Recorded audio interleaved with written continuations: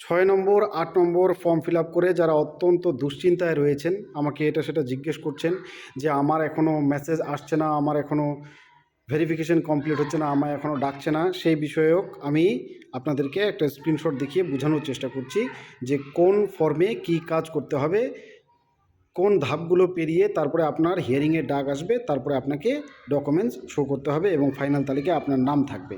আমি আপনাদেরকে দেখাচ্ছি। তার আগে বলে দিই যে বিএলও যে অ্যাপ রয়েছে সেখানে কিন্তু 6 নম্বর 8 নম্বর এবং 7 নম্বর ফর্মেও কিন্তু বিএলও অ্যাপেই আসবে।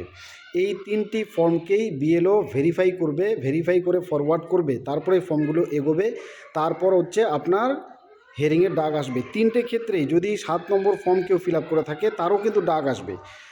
ওনার যদি উপস্থিতি সেখানে না পাওয়া যায় বা বিএলও যদি জানিয়ে দেয় যে হ্যাঁ এটা কনফার্ম 7 নম্বর ফর্ম ফিল আপ করেছে, এটা হয় এক্সপায়ার করে গেছে অথবা শিফটেড, তাহলে কিন্তু ওনার নাম থাকবে না। অন্যথায় বিএলও যদি খোঁজ খবর নেয় তাহলে 7 নম্বর ফর্ম কেউ ফিল আপ করলেও মিথ্যা করে আপনার নাম কিন্তু কাটা পড়বে না।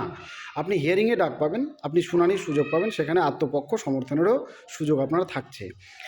আর 6 নম্বর এবং 8 নম্বর ফর্ম যারা ফিল আপ করেছেন তারা চলুন সরাসরি দেখিয়ে নিন ভিডিওটাতে এবং বুঝে নিন, আপনাদের প্রশ্নগুলো দূর হয়ে যাবে।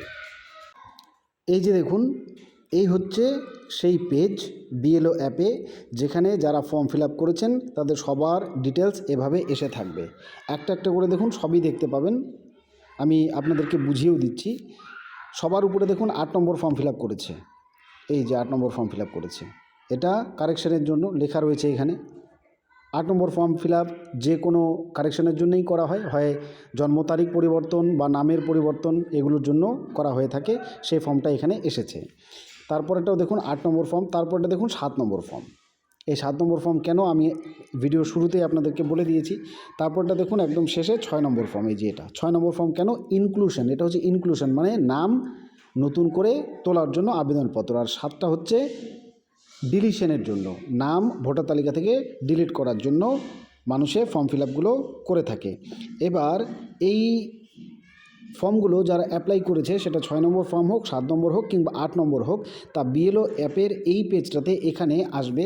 কোন জায়গাটাতে, ঠিক এই যে উপরে দেখুন ফিল্ড ভেরিফিকেশন, ফিল্ড ভেরিফিকেশন করবেন কিন্তু বিএলও, অর্থাৎ আপনার যে পেপারসগুলো বিএলওর কাছে আসবে অ্যাপটাতে, উনি সেই অনুযায়ী এই যে এই পাশে দেখুন আপনার অ্যাপ্লিকেশন নাম্বার, এই যে নিচে আপনার অ্যাপ্লিকেন্ট নেম, প্রত্যেকের অ্যাপ্লিকেশন নাম্বার, অ্যাপ্লিকেন্ট নেম, আমি এগুলো ঢাকা দিয়ে রেখেছি কারণ এগুলো হচ্ছে পাবলিকের পার্সোনাল জিনিস।